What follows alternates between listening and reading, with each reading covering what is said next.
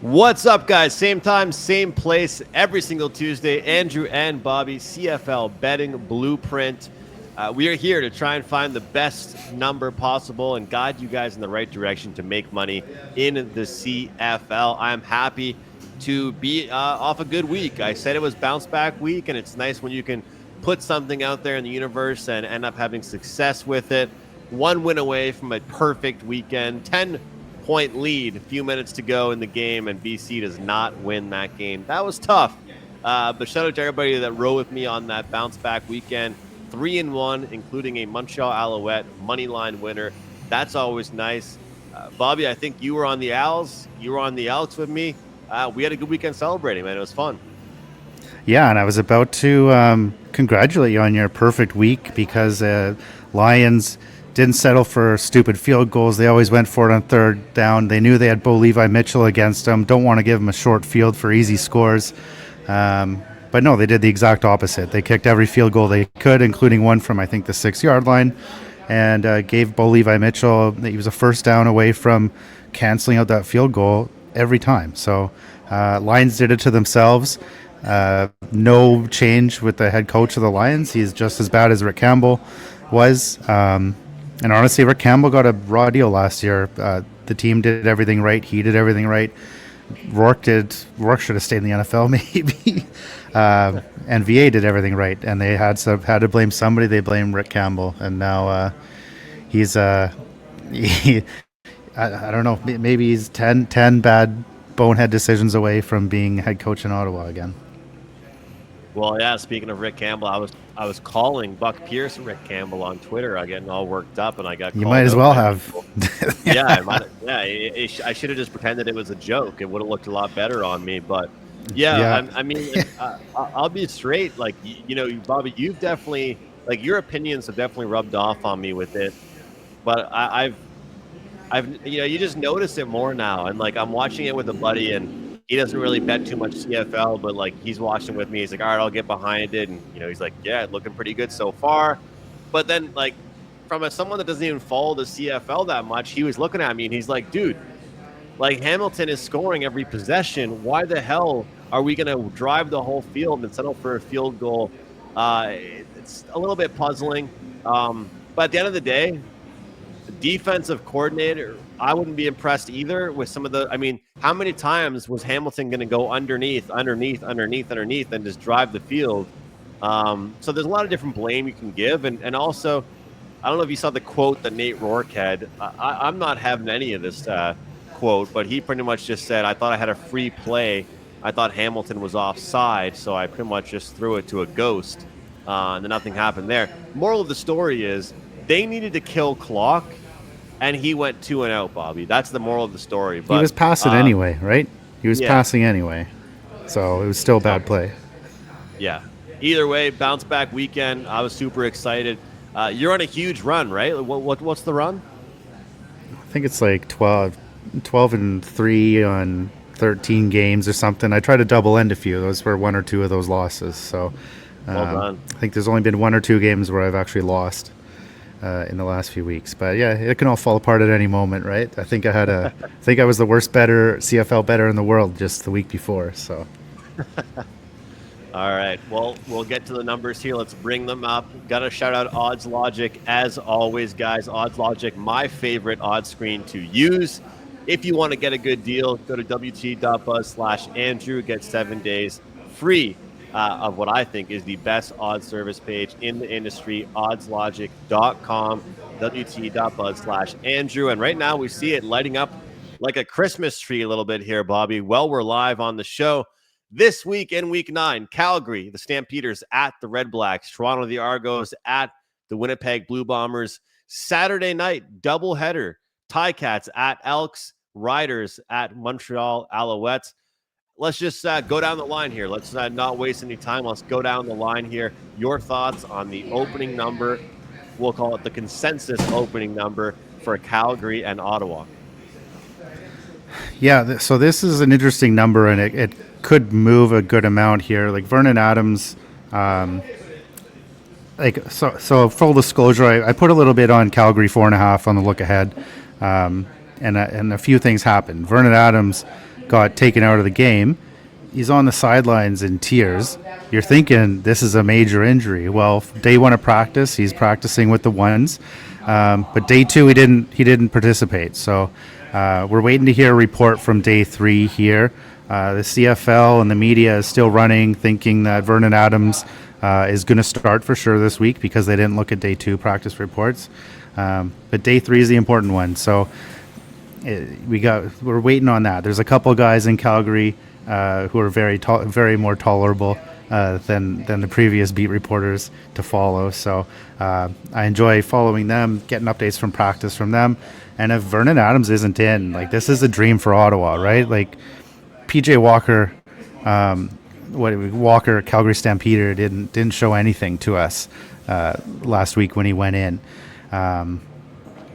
So you've got a very questionable quarterback if it's not VA. And another reason why Ottawa is dreaming here is because for the second week in a row, you've got a quarterback who looked like they got rocked, got concussed, and they're back to practice day 1. Not limited, nothing like that. Drew Brown has been full practice for the last 2 days. So the panic in Ottawa, should always be panic in Ottawa, but Drew Brown behind center is a lot better than Dustin Crum. They're getting Peter Godber back. Pelahos is still injured, and Starzala is still out as well. Like, that O-line's not in good shape, but they're slowly getting healthier. And again, it's a very long injury report for Ottawa, but it's the best formatted in the league. So I love. It's very easy to breeze through. So that's the one good thing in Ottawa. In addition to their starting quarterback being back, O-line getting healthier, injury report still looks great, no matter how many players are on it. Hey, you always say it's tough to back Ottawa at any time. Probably looking towards that direction. If I was to play this game, I want to see where that number goes. Similar to the Elks, usually on leading up to it, we see some wonky numbers, but then on actual game day, people are going against them. So we'll see what happens with this Redblacks team. Funny enough, they haven't been very good at home this year, Bobby. So we'll see what they can do at home. I mean, not even talking. They never were. Yes, yeah. They never were. Those were fake wins last year. Yeah, fake. Well, I'll tell you, Calgary now officially 0-2 ATS as a favorite, 5-0 ATS as an underdog. So last week, when I was talking about this line with MBT against the Stamps, I know I was saying, hey, look, football players and the teams itself might not care about what the line actually is or covering a line. But at the end of the day, we can talk about it and dissect how a team might be playing, because it's different for us to ask a team to hang around or win the game than it is for them to win by a certain amount of points. That's kind of what I see here. Calgary's had a great season. They've been phenomenal. They've put up points. But once again, they're being asked to win by not just a couple, by, a handful of points here. And if we have injury concerns, it could be a good spot for the Redblacks to take them. So we'll see what happens. Also, I think that the Redblacks are slow starters. So, if you don't want to get in on the Redblacks in the start of the game, you might be able to get them in the second half as well. I might look at a team total. The team has offense, but their defense is still pretty brutal. We'll see what ends up happening with that one. But if this game can get up to even higher, because you know what? People are going to be on Calgary. So we'll see what ends up happening with that one. But right now, DraftKings 4.5, FanDuel 4.5, consensus number 4.5 in that one. I'm curious your thoughts here on the Argos Bombers game. According to Odds Logic page, the consensus opener we have is 6, but then it's immediately went to 6.5, pretty much at all locations here. People can say, hey, Winnipeg does not look like the same team right now. End of the day, they've played Calgary in 2 of their last 3 games. Sure, their defense gave up some points recently, but are you ready to give up on them?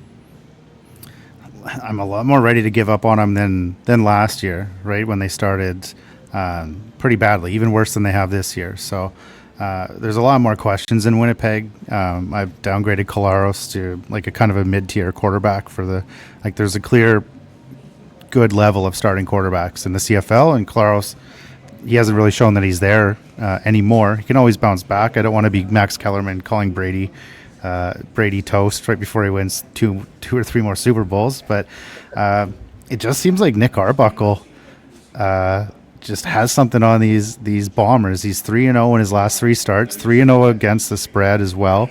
I'm not going to go and join everybody else by saying Nick Arbuckle is all of a sudden good.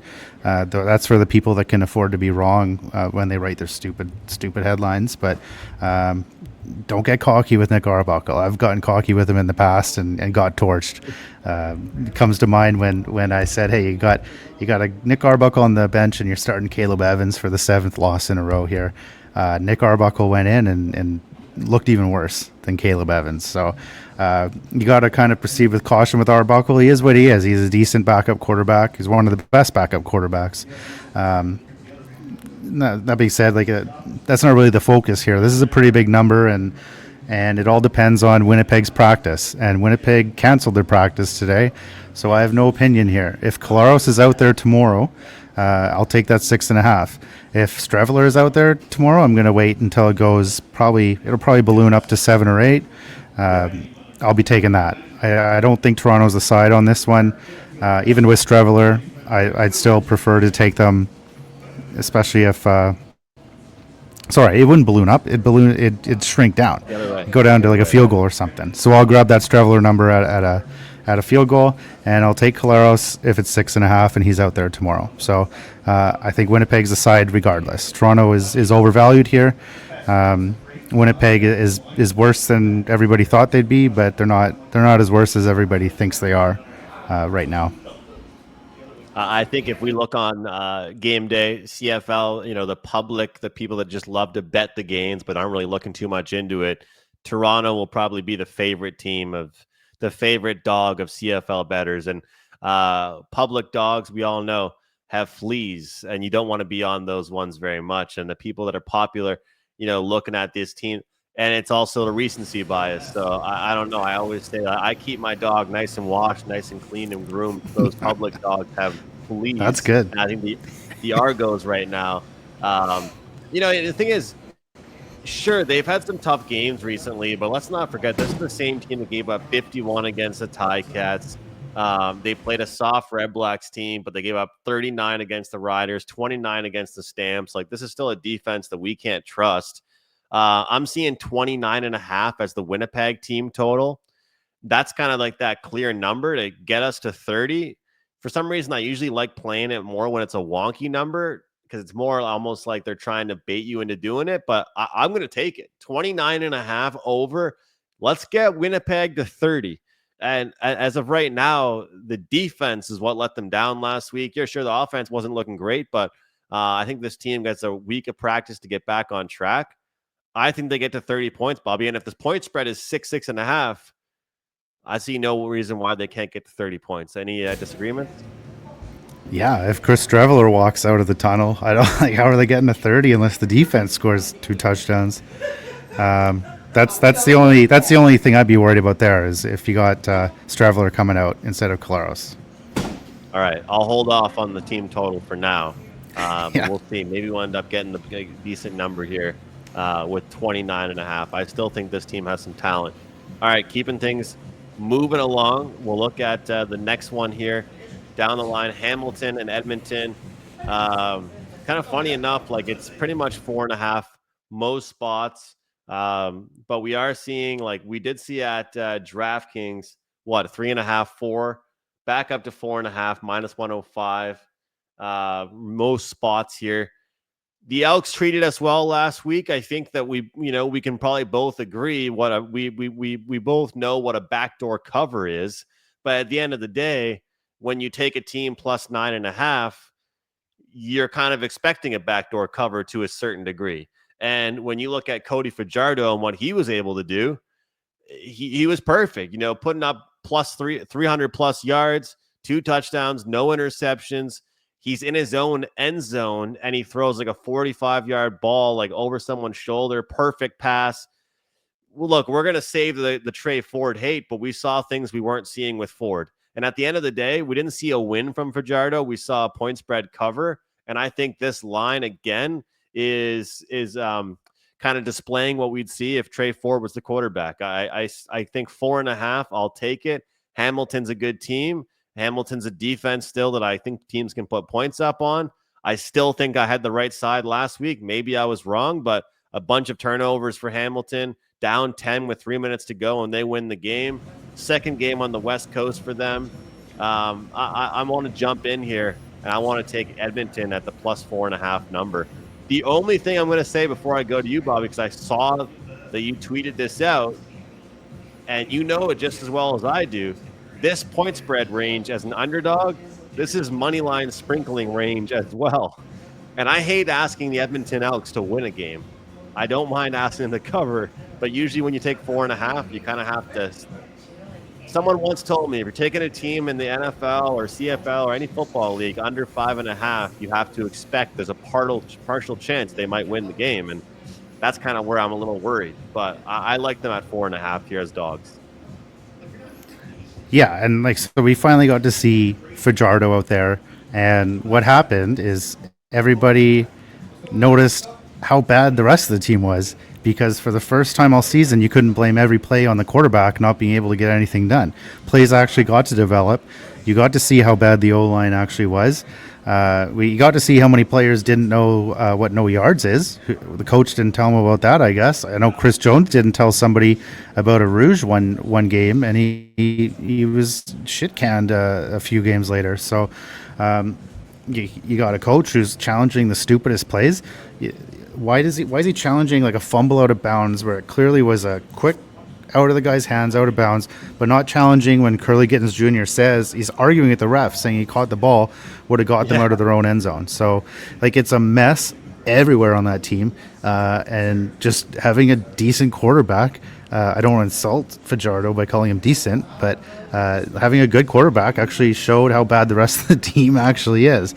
And even after that, you got to downgrade Edmonton. How much can you downgrade this team? This isn't a Taylor Cornelius Edmonton team, but like it's clearly the worst team in the league on paper. Ottawa has more injuries. I'd say Ottawa is worse as is right now in power rankings, but it's the worst team in the league on paper. But still, like Hamilton isn't what the record says they are, right? Like they're a middle of the range team. They're a BC.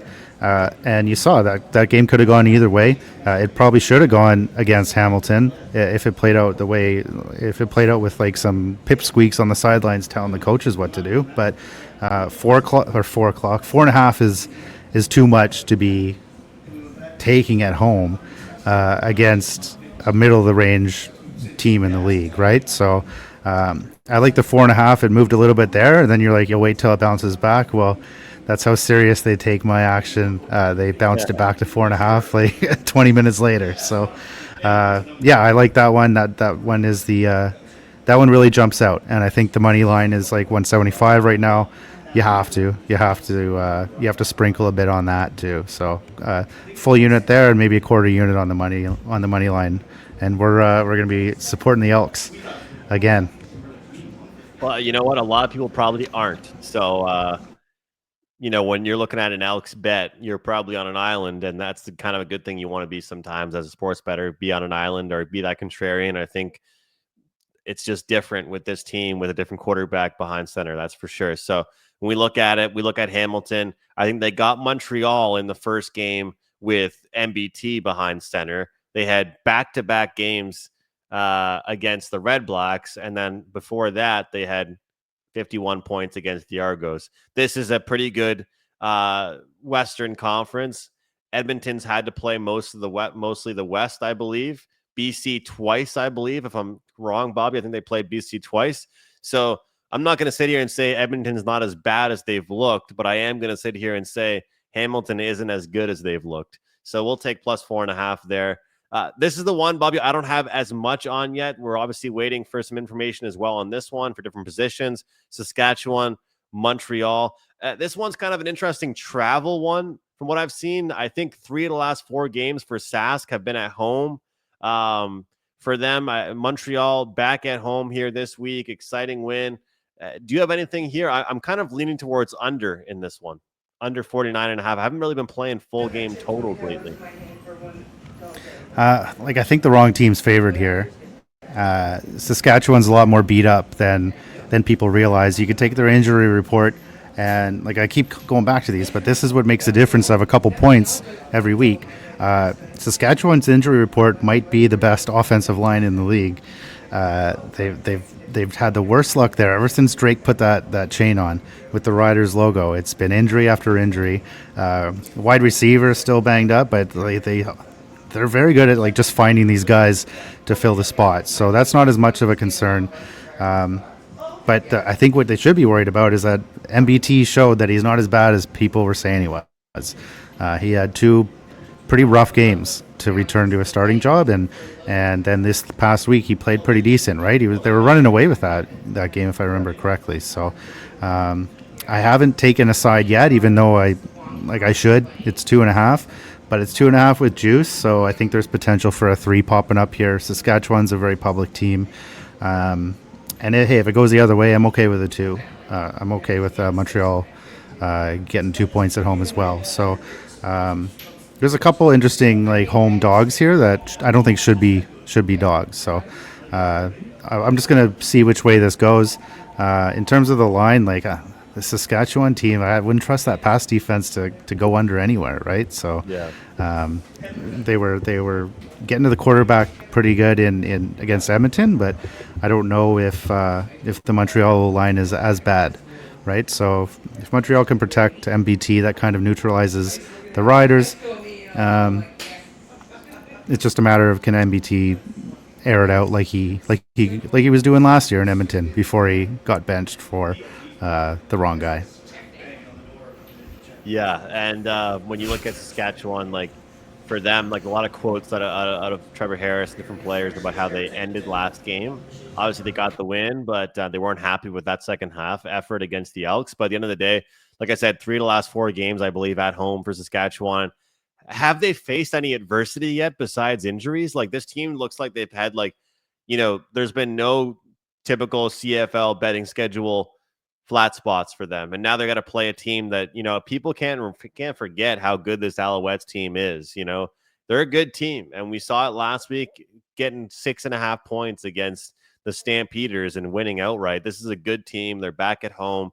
Like you said, only a couple of points there. So we'll see. Lean towards the under for me, but I do lean towards the home squad as well. We'll see where that number ends up going.